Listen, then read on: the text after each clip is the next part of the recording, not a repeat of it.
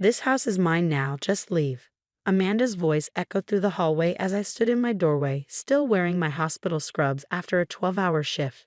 My sister-in-law stood in my living room, surrounded by boxes and suitcases, looking triumphant. I gripped my keys tightly, my exhaustion suddenly replaced by a surge of adrenaline. "How did you get in here, Amanda?" She tossed her perfectly styled hair over her shoulder, that familiar smug smile playing on her lips. "Mike gave me his key. He agrees it's time for you to go. This house is too big for just one person anyway." Mike, my husband's brother. Of course he'd given her the spare key I'd asked him to hold during emergencies. I should have known better. "Really?" I kept my voice steady, years of handling emergency room crises coming in handy. "And what makes you think you have any right to my house?" Amanda's smile widened as she pulled out her phone, showing me a text conversation. "The family agrees. Mom and Dad think it's ridiculous that you're rattling around in this big house alone while I'm stuck in that tiny apartment. Besides, you're not really family anymore, are you? Not since James." She trailed off, letting the implication hang in the air. "Not since James died, my husband. Her cousin." The unspoken words hit like a physical blow, but I refused to let her see how much it hurt. Instead, I smiled. "Thank you, Amanda." Her triumphant expression faltered. "What?" "Thank you for making this so easy. I couldn't have asked for better timing." Now she looked completely confused, her perfectly manicured hand gripping her phone tighter.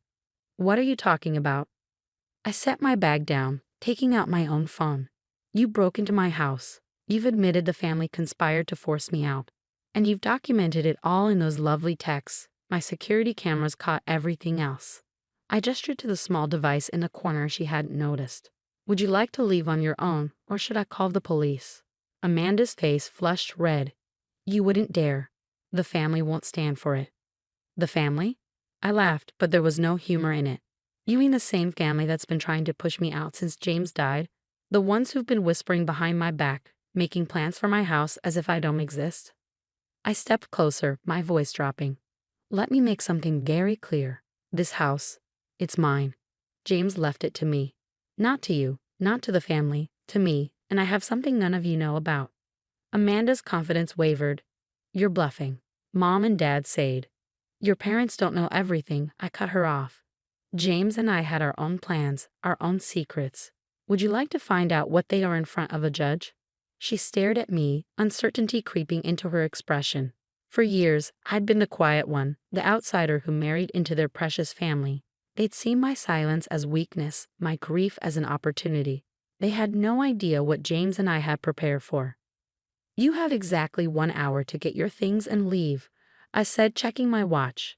"After that, I'm calling my lawyer. And trust me, Amanda, you don't want that." "You'll regret this," she spat, but her hands shook as she started gathering her belongings. "When Mom and Dad hear." "Oh, they'll hear about it," I assured her. "In fact, I'm counting on it.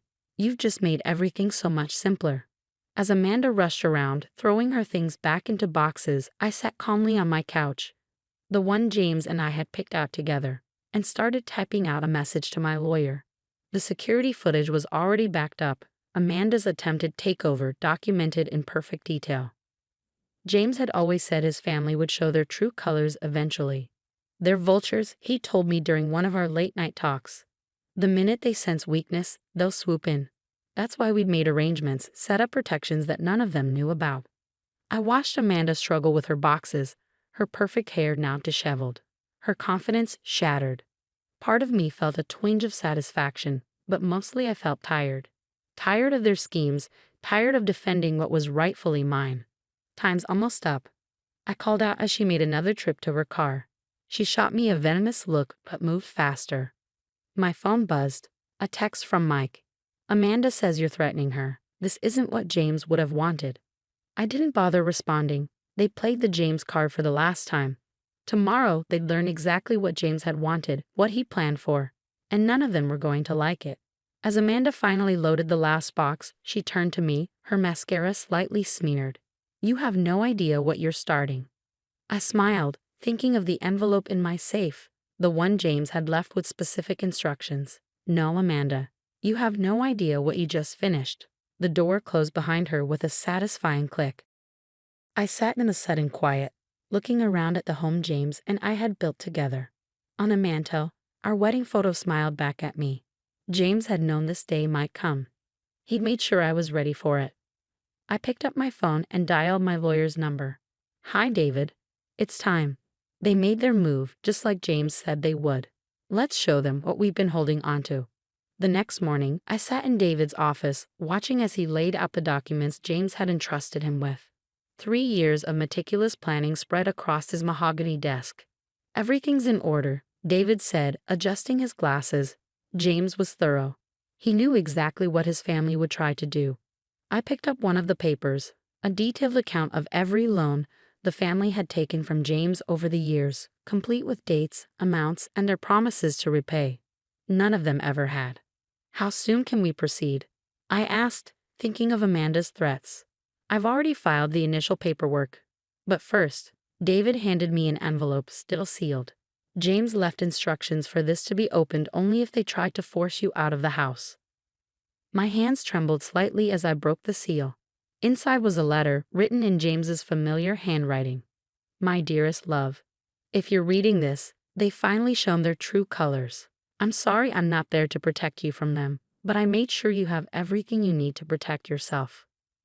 What they don't know, what I never told them, is that every loan they took came with conditions. Every time they borrowed money, they signed agreements. Mom, Dad, Mike, Amanda. They were all so eager for quick cash that they never read the fine print.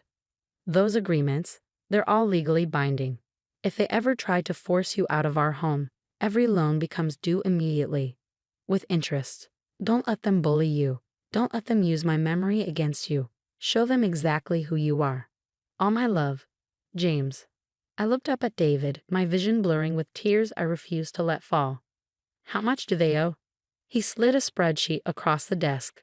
The total at the bottom made my eyes widen. "With compounded interest over the years," David said, "they owe you just over $487,000. The front desk called. Amanda's parents had arrived, right on schedule. David raised an eyebrow. "Ready?" I straightened my spine, tucking James's letter safely in my bag. "Let them in." Robert and Marie swept into the office like they owned it, with Amanda trailing behind. One look at their faces told me they'd expected to intimidate me into submission. "This has gone far enough," Robert began, not bothering with pleasantries. "Amanda told us about your ridiculous threats. We've been patient with you since James passed, but—" "Patient," I interrupted, my voice cold. "Is that what you call trying to steal my house?" Marie stepped forward, her expensive perfume filling the air. "That house belongs in the family," James would have. "Would have what?" I pushed the documentation toward them. "Would have wanted you to repay the money you borrowed from him." The color drained from Robert's face as he looked at the papers. "These are private family matters." "They're legal matters," David corrected. "And according to these signed agreements, the full amount is now due." Amanda snatched one of the documents, her eyes scanning frantically. "This isn't possible. James would never." "James did," I said quietly. "He kept track of everything. Every time you needed money for a new car, Robert. Every time Marie wanted to remodel. Amanda's failed business venture. Mike's gambling debts. James helped you all, and you never paid back a cent." "We're family," Marie protested weakly. "Family?" I stood up, James's letter giving me strength. "Family doesn't try to steal from each other. Family doesn't use someone's death as an opportunity to take what isn't theirs." David cleared his throat. "You have two options. You can pay the full amount within 30 days, or we can take this to court. Given the documented break-in attempt yesterday, I don't think you want this in front of a judge." Robert's face had turned an alarming shade of red. "This is extortion." "No," I said calmly. "This is consequences. You tried to take my home. Now I'm taking back what you owe me, what you owe James." Amanda slumped in her chair, the reality of the situation finally hitting her. "We don't have that kind of money." "Then I suggest you start selling things," I replied. "Maybe start with that beach house you bought with James's money, Robert. Or your precious art collection, Marie." They left David's office in shocked silence, the weight of their actions finally catching up to them. As the door closed behind them, I let out a breath I felt like I'd been holding for years. "James would be proud," David said quietly. He knew they'd try something like this eventually. That's why he kept such detailed records. James would be proud, David said quietly. He knew they'd try something like this eventually. That's why he kept such detailed records. I nodded, touching a letter in my bag. James had known his family better than they'd known themselves.